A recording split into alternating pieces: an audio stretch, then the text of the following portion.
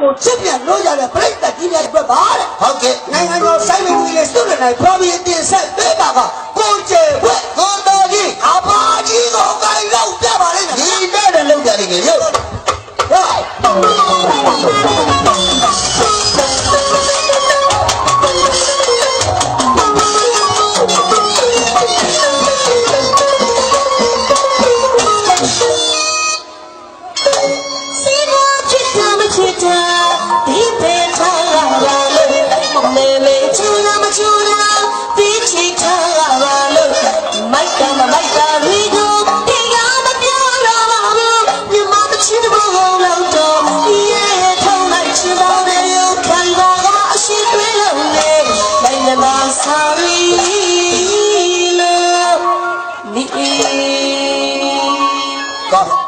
ချင်းနေဆိုရတယ်ဆိုတော့ချင်းနေတဲ့ရဟိုင်းလေးအောင်အော်ပြီးမှဆိုရပါတယ်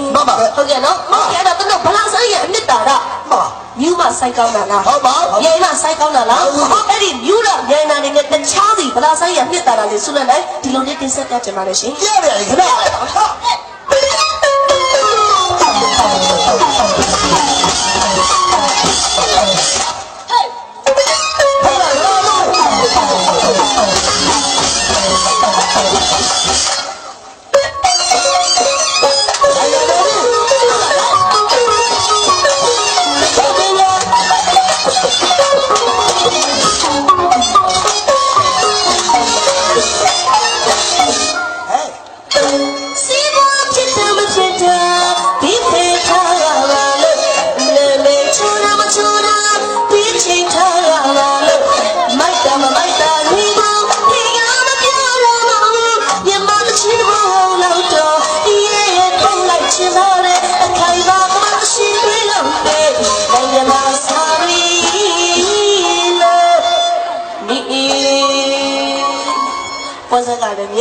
ဗျာဒီနေ့အတန်လေးကပဲနေတာနော်ဟုတ်ပါဘူးအဲ့တော့ဒီတစ်ချင်းနဲ့တီးလိုက်ရောပြီးကြတဲ့ရွာတော့တစ်ချင်းတစ်ပုတ်တောင်းခံရတယ်ဘယ်လိုတောင်းပြည့်တဲ့နေကောင်ကတမီးရဲ့ညီမလေးအရွယ်နောက်ကပေါ့နော်ဆာလာလေးနဲ့ငါတောင်းတာလူငယ်တွေကတောင်းတယ်တော့မမဆူရနာလေးနဲ့တမီးတို့လူငယ်တွေနဲ့တက်တာနေတော့အစိုးရရွှေထူးG-Fastဘောဘူးဆဆာတော့ဟဲ့ဆိုနာမည်လည်းကြောက်ပါဘောဒီဘောပါဘူးလားဘောဘူးဆဆာလို့လည်းဘောဘူးဆဆာသူတစ်ချင်းလေးတွေစုပေးပါတဲ့ဟုတ်လားပြောတော့တမီးကလည်းပြိတ္တကိုမညာဘူးဒီမလေးရလို့ခက်တစ်ချင်းကတော့ဆိုတော့ဆိုပါတယ်ဒါပေမဲ့အဲ့ဒီဘာလို့စောစောတချင်တော့မရဘူးလို့အဲ့တော့သမီးကိုဘာပြောမလို့သမီးကလူငယ်ဆက်စီရတရားလုပ်နေပြီးတော့အောက်တာတယ်သမီးကိုပြောသွားတယ်စိတ်ထဲမှာကတိတ်မကြည့်မလဲဖြစ်တာနဲ့တော့ကအစိုးရတွေဖုန်းထဲမှာဒါမျိုးတချင်းတွေကပါတယ်သူဖုန်းတွေပြီးတော့နားထောင်ကြည့်လိုက်တော့သူတို့ကတော့ဘာလို့စောစောတချင်းဆိုတော့တောင်းတာအဲ့ဒါတွေကတချင်းမဟုတ်ပါဘူးဘာလို့ဟာသူကပြောထားတာဘာလို့ပြောသူကတချင်းမဟုတ်နဲ့ဘာလို့ပြောထားတာသူတို့ပြောဖို့ပြောနေတယ်ဆိုတော့လည်းနည်းနည်းလောက်ပြောကြည့်တယ်လုံးကြည့်တာသူကဘာလို့ပြောမှာလဲဒီလိုပြောတာကောင်းလေးတိတ်မတွေးနဲ့စိတ်နဲ့ညံ့တော့ဟဲ့လူကိုဆူဆူဆက်ဆက်ကြည့်တဲ့သူ့အကြည့်ကတမျိုးနဲ့ညံ့ချင်းရင်ချစ်တယ်ပြောညံ့ချင်းရင်ချစ်တယ်ပြောညံ့ချင်းရင်ချစ်တယ်ပြောချစ်ရင်ချစ်တယ်ပြောမိုက်တာဆက်ဒီမစိုးဒီမှာကောင်းနေတာများခလေးလို့ကောင်းနေရများကောင်းနဲ့မတူပါဘူးဘာနဲ့တူတာဘူတဲ့ရေရွှေသက်တာပဲကြောက်လို့လိုက်ဆံတဲ့အတိုင်းပဲကဲအဲ့တော့သမီးတို့မြမခီတာနောက်ဖေးကမှရောက်နေတာဘာကြောင့်လဲဘာကြောင့်သမီးတို့လူမျိုးတွေကပဲဦးကမှကမ္ဘာမျိုးစစ်တွေကိုခေါ်ယူနေတာဒါကြောင့်မို့သမီးတို့နောက်ဖေးကမှရောက်နေတဲ့သမီးတို့ရဲ့မြမခီတာကိုစုရနိုင်ကကိုယ့်နေရာကိုပြန်ယူရခြင်းဖြစ်ပါတယ်ဟုတ်ပြီဗျာဟုတ်လို့ပြန်လေတည်ကြည်ပြန်စီဟုတ်ပါလား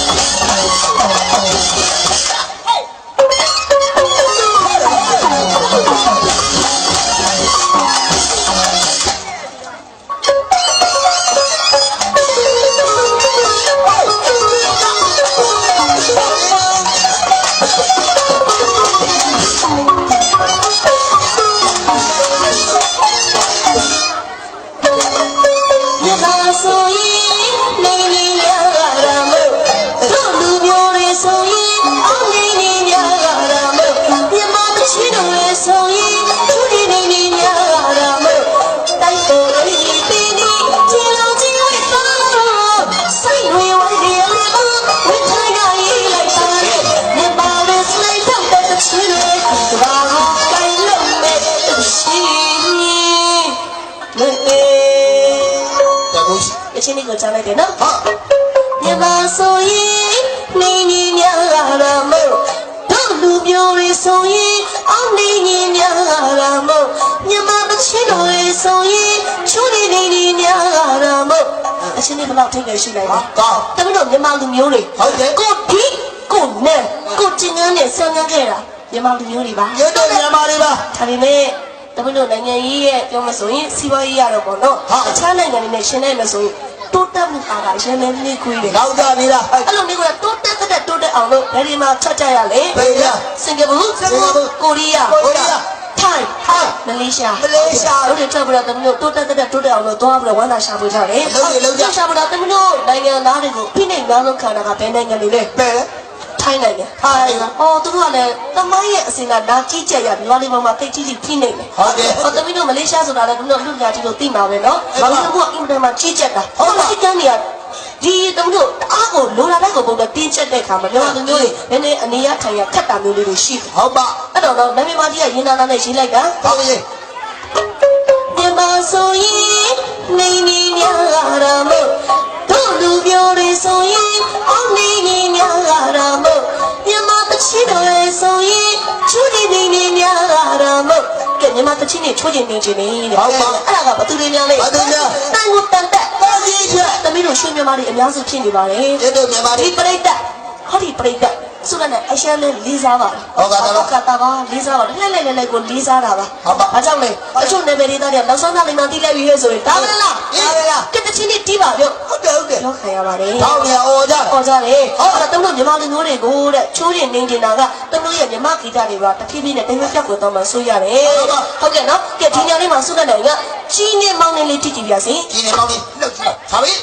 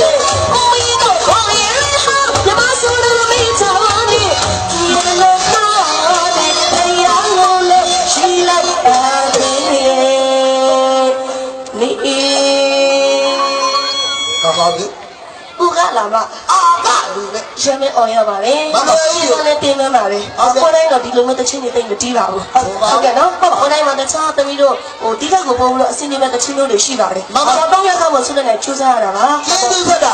တာသမီးမိနေတာ။သမီးရဲ့တပြည့်အမြဝေးကိုဆရာမြဝေးကိုသူ့ကျတော့ဆိုင်းဆရာကြီးမှတိသွားပြီအားလုံးသိဆုနဲ့နိုင်အမေကျတော့ပြိတ္တကမသိသေးဘူးသိသေးဘူးဗျအဲ့တော့သမီးမမေနာမည်နဲ့မိတ်ဆက်ပြချင်ပါလေဟုတ်ပါအဲ့တော့သမီးမမေဆိုတာကသမီးကလေးတော့ကပေါ့နော်မမေနဲ့အနှစ်20ကျော်ဝင်းကျင်ခန်းတော့ကဟုတ်ပါဘုံကမြို့မှာနည်းနည်းကြောက်လူချိန်များခဲ့ပါလေတော့နေ့မင်းမကြီးမြို့တော်ခင်မဆွေးဆိုတာသမီးမေမေပါမင်းသမီးဟုတ်ကဲ့အဲ့တော့မင်းသမီးကမွေးတဲ့ဆုလက်နိုင်ဆိုတော့ဆိုင်းဆရာကမွေးတဲ့ဆုလက်နိုင်ဟုတ်ပါတစ်ခါတလေဆိုင်းတီးတာမှမိမတစ်ခါတလေကျတော့သမီးကလေမင်းသမီးလိုလဲကချင်တယ်မလေးဒါနဲ့တော့ဘာလဲကပြလိုက်ပြီးတာပဲဟုတ်ကဲ့ဖေဖေကပြောတယ်ဘာလို့လဲဆုလက်နိုင်နဲ့အနည်းဝါသနာပါတာငါသိတယ်တဲ့မကရဘူးလေဟုတ်ဗျာအနည်းကတည်းကငါတုံးကျိုးလို့မကခိုင်းတာဒီဆိုပုံဆိုးမှာပေါ့အေးပေါ့ဖေဖေကြောင့်တော့သမီးအနည်းတင်တာမတင်ခဲ့ရအောင်ဒါပေမဲ့ဝါသနာကမနေသာဘူးဗျသမီးဆုလက်နိုင်ပထမတကယ်လူခွေတွေထွက်တယ်ဟုတ်တယ်ထွက်တော့အဲ့တယ်မှာသမီးရွှေရုံးထုံမှုဆိုတာပါတယ်ဟုတ်ကဲ့ဒီစလုံးကြီးထုံဟုတ်ကျင်းချမီကြီးဝစ်ပြီးတော့သမီးကထားတာဟုတ်ကဲ့ပြီးရင်ကပြအောင်မယ်အမလေးရွှေရုံးကနေလည်းကပြမှာပြကြမပြသေးနဲ့ဟုတ်ကဲ့နော်အခုတချင်းလေးအောင်ဆုလက်နိုင်ရွှေရုံးကနေလည်းသမီးကပြပါအောင်မယ်ဟုတ်ပါကဲအဲ့တော့သမီးဆုလက်နိုင်လူရင်းကိုသမီးဘာပြောချင်တာလဲအခုသမီးတော့ဗလာဆိုင်တီးနေတာဟုတ်ပါအဲ့တော့ပရိသတ်တွေကခေပရိသတ်တွေပါမှလည်းတီးတယ်ဒါပေမဲ့ဆိုင်နေရောကိုရောက်ပြီဆိုရင် စိုင်းတွေကိုတောင်းဆိုရမယ်စကားလုံးကပါတယ်လေသမီးပြိတ္တကိုသမီးပြောခဲ့ချင်ပါတယ်ဟဲ့ငါတို့ရွာကတော့ဟဲ့စိုင်းတီးတာလေကြိုက်တယ်ကိလူငယ်တွေတွေ့တယ်လည်းရုပ်ပြီးကြဒီစကားကိုပြောပါဒါမှသမီးတို့စိုင်းနေရလဲတီးပါလိမ့်မယ်ရဲတဲ့ချင်းနဲ့တီးပြပါလိမ့်မယ်တို့ရွာကတော့ခစ်ချင်းကြီးပဲကြိုက်တာဟဲ့လို့ကပြောကြည့်လိုက်အုံချအုံညာနဲ့လည်းတီးသွားပါလိမ့်မယ်ပြိတ္တချက်ကိုတို့လည်းရောခစ်ချင်းကြိုက်တယ်ဆိုလည်းရောသွားပါလိမ့်မယ်အဲ့တော့စိုင်းမတီးလို့ရှိရင်အလူမှပေးရတဲ့အခါချင်းဝင်လေနေပေါ်မှာတမီးစိုးပါဟုတ်ကဲ့နော်ကဲဒီတကတော့ဘလောက်ဆိုင်နဲ့မတူညီတဲ့အငိမ့်ဆိုင်လေးလို့တည်ကြည့်မယ်ဘလားလဲဘာလို့ငိမ့်တိုင်းလို့ဒီလိုဖြစ်ပါမလားရလို့လားဖြစ်ပါပေါ့ငိမ့်လူမူဝါဒကွဲသွားတာလေအဲ့ဒီမင်းသမီးရဲ့ထမင်းသားလေးဝဲကနေနေအောင်လို့ဘုဘကတမတီးတဲ့ငယ်လေးစွတ်ထက်နိုင်စီလိုဆရာတော့လကွင်းဆရာကိုစန်းတို့သူတို့တော့ကအငိမ့်ဒိုးစစ်လေးနဲ့အကြွတီးတီးမယ်အကြွတီးလေးနဲ့အငိမ့်ဒိုးစစ်တိုင်းဟိုမင်းသမီးကကောင်းတဲ့ပုံစံမျိုးတော့အဲ့ဒီလိုပုံစံမျိုးလေးဝဲ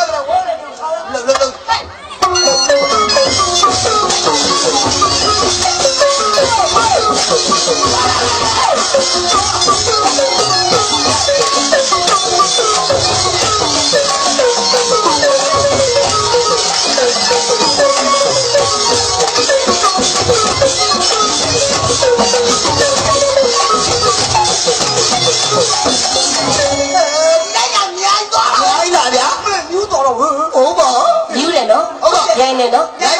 သမီးစုနဲ့တီးရတာတော်တော်တတ်တာလေဗျာ